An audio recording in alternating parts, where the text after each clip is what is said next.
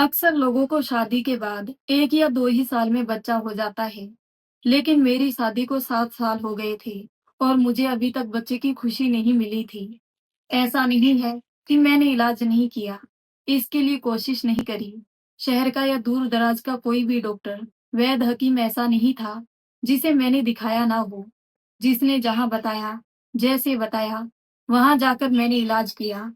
जिसने जैसे-जैसे बताया, वैसे मैंने कोशिश की, लेकिन फिर भी कुछ हासिल नहीं हुआ। घरेलू टोटके से लेकर बड़े से बड़ा अस्पताल, सब एक-एक करके ट्राई किया, लेकिन उसके बाद भी मुझे निराशा ही हाथ लगी। हर एक अस्पताल का चक्कर काटा, किसी ने मजार बताया, वहां गई, तो किसी ने दरगाह बताई, तो वहां गई, किसी ने मंदिर कहा तो मंदिर गई, लेकिन फिर भी मुझे बच्चे की खुशी नहीं मिली। मैं कुछ भी करने को तैयार थी, किसी बात की कोई कमी नहीं थी। सब यही कहते थे कि जब ऊपर वाले का हुक्म होगा, बच्चा हो जाएगा। लेकिन अभी तक हमें बच्चे की खुशी नहीं मिली। घर में सास-ससुर कोई भी नहीं था, मेरा बस एक पति था और छोटा देवर था। देवर भी अपनी पढ़ाई पूरी करने के लिए शहर गया हुआ था, इसलिए ससुराल में तो मुझे ताने सुनने को नहीं मिलता था। लेकिन फिर भी बच्चा तो सबको चाहिए होता ही है, क्योंकि दुनिया में बांझ औरतों को अच्छा नहीं समझा जाता और इस बात का अंदाजा मुझे गुजरे 7 सालों से बहुत अच्छे से हो गया था। एक रोज मेरा पति जब काम से घर आया, वो काफी खुश दिखाई दे रहा था। आते ही सीधे कमरे में गया और अलमारी से कुछ ढूंढने लगा। मैंने पूछना चाहा, मुझे कहने लगा कि सबके सोने के बाद मैं तुम्हें एक ऐसी चीज दिखाऊंगा जिसे देखकर तुम बहुत खुश हो जाओगी। उस दिन क्योंकि घर में कुछ मेहमान भी थे, क्योंकि मेरा देवर जो पढ़ाई करने बाहर गया हुआ था, वो अपनी पढ़ाई पूरी करके घर वापस आ गया था। उसके आने की खुशी में हमने घर में एक छोटा-सा प्रोग्राम रखा था, इसलिए मेहमान आए हुए थे और इसलिए मैं खामोश हो गई। लेकिन पति का इशारा मैं समझ ना सकी। आखिर कौन-सी ऐसी चीज़ है जिसे देखकर मैं खुश हो जाती? मुझे लगा शायद कोई सरप्राइज़ गिफ्ट होगा। मेरी ज़िंदगी में किसी चीज़ की कोई कमी नहीं थी। दुनिया की हर सहूलत मेरे घर में थी। बस ज़रूरत थी तो बस एक बच्चे की, जो कि शादी को 7 साल बाद भी मुझे ना मिल पाई थी। डॉक्टर हमेशा एक ही बात कहता था कि ऊपर वाले की तरफ से देर है। इस वजह से पति भी काफी परेशान रहता था। अगर आज उन्हें खुश देखकर मुझे बहुत हैरानी हुई, क्योंकि आज उनके चेहरे पर ऐसी खुशी थी जैसे उनको बहुत बड़ी दौलत मिल गई हो। और ये तो मैं भी जानती थी कि मेरे और मेरे पति के लिए दौलत सिर्फ और सिर्फ मेरा बच्चा है। अब मैं सबके सोने का बेचैनी से इंतजार करने लगी। आखिर ऐसा भी मेरा पति मुझे क्या दिखाना चाहता है। और जब सब सो गए, मेरे पति मुझे लेकर अपने कमरे में आ गए। मुझे बैठाते हुए मेरे सामने ही बैठ गए। मुझे कहने लगे, आज जो चीज मैं तुम्हें दिखाने वाला हूँ, वो देखकर और उसके बारे में सुनकर तुम खुशी से पागल हो जाओगी। इस वक्त केशव के चेहरे पर बहुत ज्यादा खुशी थी। मुझे बेचैनी सी होने लगी। मेरा दिल चाह रहा था कि जल्द से जल्द मुझे वो चीज दिखाई जाए, क्योंकि बच्चे की खुशखबरी का तो दूर दूर तक कोई रास्ता ना था। और अगर कोई गिफ्ट था, तो उनके चेहरे पर इतनी खुशी क्यों थी? केशव उठकर अलमारी की तरफ चल पड़े। मैं भी हैरान होते हुए उसी तरफ देखने लगी। कुछ देर बाद वो वापस मेरे पास आए और मेरे करीब बैठते हुए मेरे हाथ में एक पैकेट पकड़ा दिया। मैं नासमझी से उसे देखने लगी। वो बोले, इसमें ऐसी चीज है जिससे तुम बहुत जल्दी प्रेग्नेंट हो जाओगी। मुझे लगा मैंने गलत सुना है, लेकिन जब उन्होंने मुस्कुराते हुए हाँ में सिर हिलाया, तो पति की बात सुनकर मैं पहले तो हैरान फिर खुश हो गई। 7 साल तक मैंने कोई दवा या कोई दुआ नहीं छोड़ी थी जो बच्चे के लिए हो। ऐसी कोई दवाई नहीं थी जो मैंने खाई ना हो। मुझे लगा शायद ये भी कोई दवाई लाए थे जिसके इस्तेमाल से हमें बच्चा मिल सकता था। खुशी के मारे मेरी आंखों में आंसू आ गए, क्योंकि इस बार मेरे पति के लहजे में बहुत कॉन्फिडेंस था और उसकी वजह से मुझे भी यकीन हो गया कि शायद ये दवाई असर करेगी।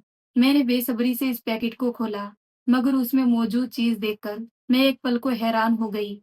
और फिर मैंने हैरत से केशव को देखा और उनसे पूछा, यह क्या कोई मजाक है? मुझे लगा शायद केशव ने मेरे साथ कोई मजाक किया था, क्योंकि ऐसा तो सिर्फ मजाक नहीं हो सकता है। कुछ पल पहले मिली खुशी अफसोस में बदल गई थी। अगर ये मजाक था, तो निहायती ही बुरा मजाक था। मैं बच्चे के मामले में बेहद ही सेंसिटिव थी, क्योंकि इन 7 सालों में मैंने लोगों के मुँह से बहुत कुछ सुना था। कोई कहता था कि तुम बांझ हो और इसी वजह से नई शादीशुदा औरतें या फिर प्रेग्नेंट औरतें मेरे साये से भी दूर रहती थी। जैसे मैं कोई अछूत हूँ या फिर बच्चा ना होने में मेरा कोई अपना स्वार्थ है। और अक्सर तो ये भी कहा जाता था कि जानबूझकर बच्चा नहीं कर रही है। अगर मैं किसी फंक्शन में चली जाती और किसी के बच्चे पर अचानक से मुझे प्यार आने लगता और मैं उसे प्यार करने लगती तो उसकी माँ फौरन उसे मेरे हाथ से छीन कर ले जाती, जैसे मैं कोई चुड़ैल हूँ, उसके बच्चे को खा जाऊंगी। मैं बस एक ममता को तरसी हुई औरत थी और अपने बच्चे को सीने से लगाकर अपने इस एहसास को पूरा करना चाहती थी। लोगों ने तो जो किया सो किया था, लेकिन केशव उसने तो आज तक मेरे साथ ऐसा नहीं किया था। कभी मुझे बांझ होने का ताना नहीं दिया था और ना ही दूसरी शादी की धमकी भी दी थी, बल्कि वो तो हर जगह मेरी ढाल बनकर जाता था। मुझे बस एक केशव पर ही भरोसा था, जो आज टूट चुका था। मेरी आंखों में आंसू आ गए, मुझे यूं अपनी तरफ देखता पाकर। केशव बोला, जूही, ये वही चीज है जो तुम्हें प्रेग्नेंट करेगी। मैंने एक बार फिर उस पैकेट में रखे हुए कपड़े पर ध्यान दिया और उसे खोलकर देखने लगी। वो लाल रंग का एक कपड़ा था। इसके अलावा इस पैकेट में और कुछ भी मौजूद नहीं। मेरा दिल बुरी तरह से बुझ गया और मुझे लगा कि बस आज केशव ने भी मर्द होने का सबूत दे ही दिया। शायद ये भी बांझ होने का मजाक उड़ा रहे हैं। केशव ने मेरे हाथ से कपड़ा लेकर बोला कि ये वही चीज है जो तुम्हें प्रेग्नेंट कर सकती है।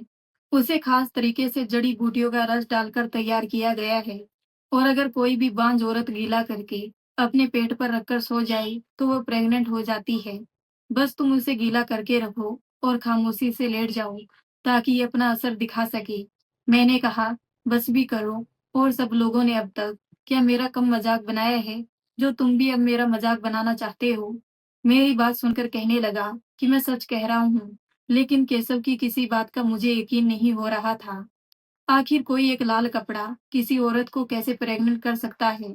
अगर मैं अपने पति केशव की मर्जी के आगे मजबूर थी, क्योंकि उनकी जिद थी कि जहां इतना कुछ आजमाया है, इतने डॉक्टर हकीम पीर फकीर को दिखाया है, एक दफा इस कपड़े को भी ट्राई करके देखना चाहिए। उन्होंने मुझे इसके इस्तेमाल का तरीका बताया और हर हाल में करने को कहा। मैं भी बहुत जल्दी राजी हो गई। तभी केशव की कॉल आई और वो फोन पर बातें करते हुए वहां से बाहर चले गए। मुझे तो 100% यकीन था कि मैं इस कपड़े से कभी भी प्रेग्नेंट नहीं हो सकती। आखिर मैं पढ़ी लिखी लड़की थी, जिसका ऐसी फिजूल की बातों पर यकीन करना भी जहालत की निशानी था। मगर पति को नाराज करना भी नहीं चाहती थी, क्योंकि वही तो एक थे जो मेरे हर सुख दुख के साथी थे। वो नाराज हो जाते तो शायद इस दुनिया में मेरा जिंदा रहना भी मुश्किल हो जाता। इसलिए मैंने कपड़ा गीला किया और अपने पेट पर रखकर लेट गई। एक पल को तो ऐसा लगा जैसे वो मेरे अंदर धंसता जा रहा है। एक पल को तो खौफ के मारे मुझे अजीब सा लगने लगा, कहीं सचमुच कुछ ऐसा खास तो नहीं है। लेकिन मुझे लगा कि मैं कुछ ज्यादा ही सोच रही हूँ। ये सिर्फ एक कपड़ा ही तो है। लेकिन जल्दी ही मेरा पूरा जिस्म पसीने से भीग गया।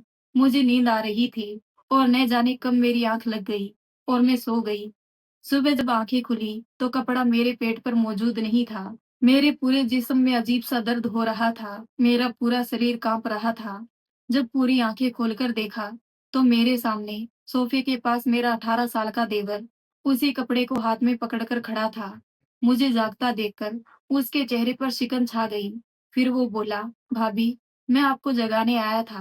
भाई तो कब का ऑफिस जा चुके हैं।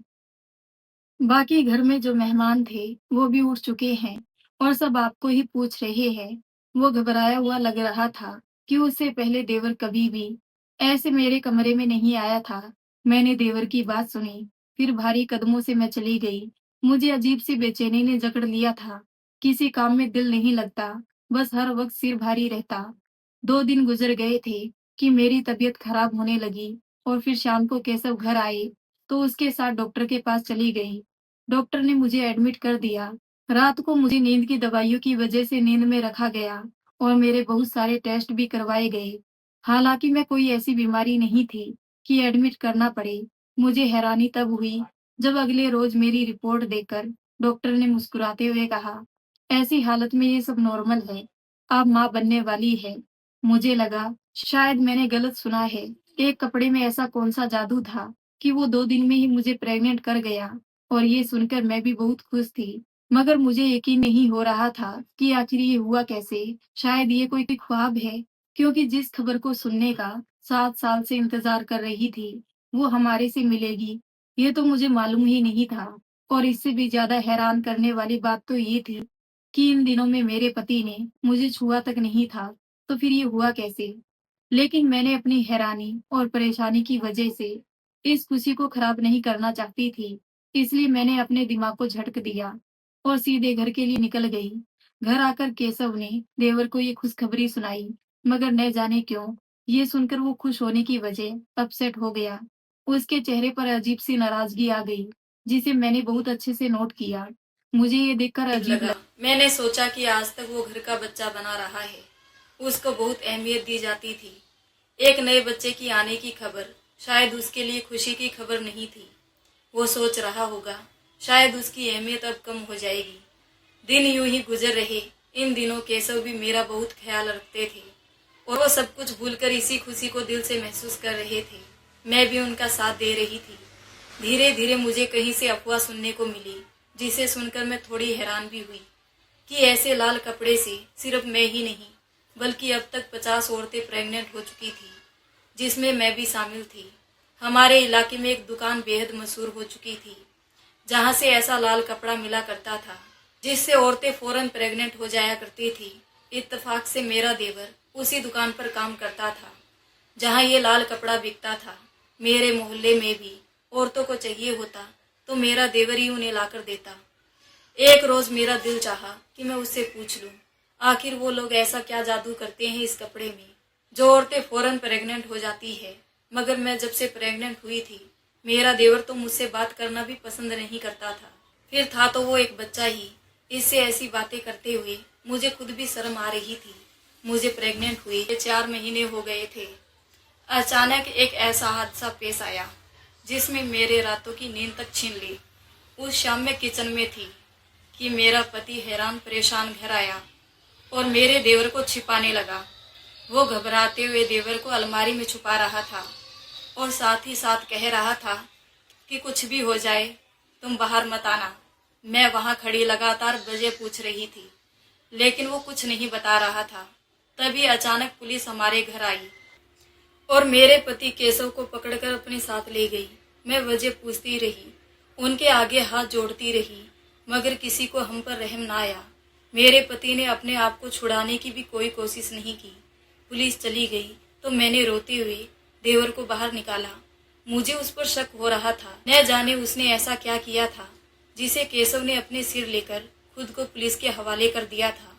मैंने रोते हुए देवर को थप्पड़ मारा और बोली कि आखिर तुमने ऐसा क्या किया है जो तुम्हारी वजह से मेरे मासूम पति केशव को पुलिस ले गई। अभी तुम्हारी उम्र ही क्या है, इतनी सी उम्र में तुमने पुलिस को अपने पीछे लगा लिया। कोई शर्म लिहाज है कि नहीं, या बेचकर खा गई। देवर मुझे खूंखार नजरों से देखने लगा और फिर गुस्से से बोला, जाकर अपने पति से ही पूछ लो कि मैंने क्या किया है या फिर सब कुछ उन्होंने ही किया है। मैं तुम्हारे किसी सवाल का जवाब नहीं दे सकता और मेरे मुंह ना लगा करो, अपने काम से काम रखो। इसका लहजा ऐसा था मानो मुझे मार ही डालेगा। उसने कभी मुझसे इस तरह से बात नहीं की थी। न जाने कौन से गलत काम में लगा था जिस वजह से उसका लहजा और तमीज सारी खत्म हो गई थी। मुझ पर तो कयामत ही टूट पड़ी थी। मुझे हर हाल में अपने पति को वापस लाना था। अगले दिन मुझे जो खबर सुनने को मिली, उसे सुनकर मैं सांस लेना ही भूल गई। उस रुमाल वाली दुकान पर काम करने वाले लोगों को पुलिस गिरफ्तार कर रही थी, क्योंकि वो दुकानदार रुमाल में बेहोशी की दवा मिलाता था। इस रुमाल को गीला करने से औरतें बेहोश हो जाती थी। फिर उसके साथ न जाने ऐसा क्या होता था कि वो चंद दिनों बाद प्रेग्नेंट हो जाती थी। दिमाग सोच सोच कर फटने लगा था। मुझे मेरे देवर पर शक हुआ।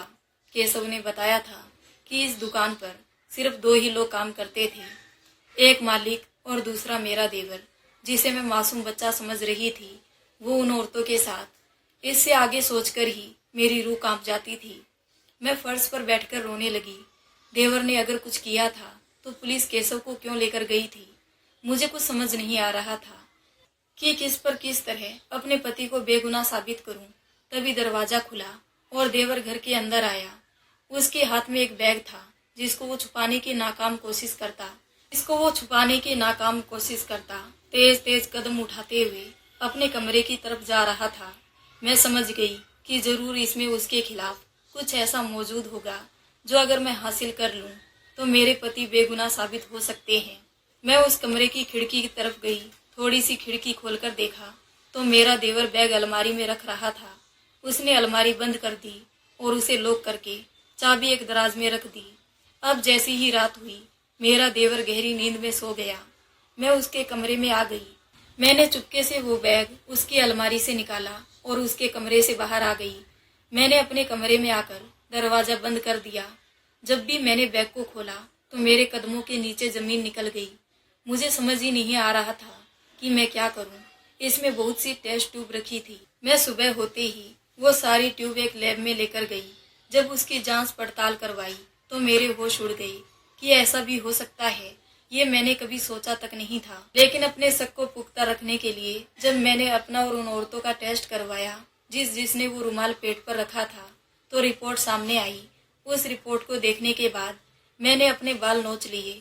मुझे मिलकर तकरीबन 50 औरतों के अंदर मेरे देवर के बच्चे पल रहे थे और वो जिसको मैं बच्चा समझती थी वो तो न जाने कब से ये सब कर रहा था। मोहल्ले की वो लेडी डॉक्टर जिसने मुझे एक रात के लिए हॉस्पिटल में रखा था वो भी इस काम में शामिल थी, क्योंकि सब औरतें उसी के पास जाती थी, क्योंकि उस दुकान से रुमाल के साथ उस डॉक्टर का कार्ड भी दिया जाता था। और ये सब मेरे देवर ने पुलिस को बताया, क्योंकि मैंने वो तमाम सबूत पुलिस के हवाले कर दिए ताकि मैं अपने पति को बेगुनाह साबित कर सकूं। मुझे अफसोस इस वक्त हुआ जब मुझे मालूम हुआ कि मेरा पति भी इस काम में मिला हुआ था। जब उस डॉक्टर को गिरफ्तार किया गया तो पता चला कि ये सब रायता उसी का फैलाया हुआ है। वो कोई डॉक्टर नहीं बल्कि एक साइंटिस्ट है और उसने ही मेरे देवर पर पहले एक्सपेरिमेंट किया और कामयाबी के बाद ही उसने ये प्लान बनाया था, क्योंकि ज्यादातर बांझ औरतें ही वो रुमाल लाखों का खरीदती थी और उनकी मजबूरी का ये सब फायदा उठाते थे और आमदनी आधी आधी कर ली जाती थी।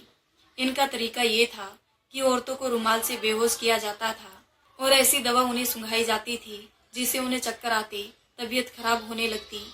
ऐसी तमाम दवाई इसमें लगाई जाती थी और जब वो लेडी डॉक्टर के पास जाते तो वो एक रात में हॉस्पिटल में एडमिट करके टेस्ट ट्यूब बेबी का काम करती और अगली सुबह की रिपोर्ट में वही दिखा देती कि आप प्रेग्नेंट हो चुकी है।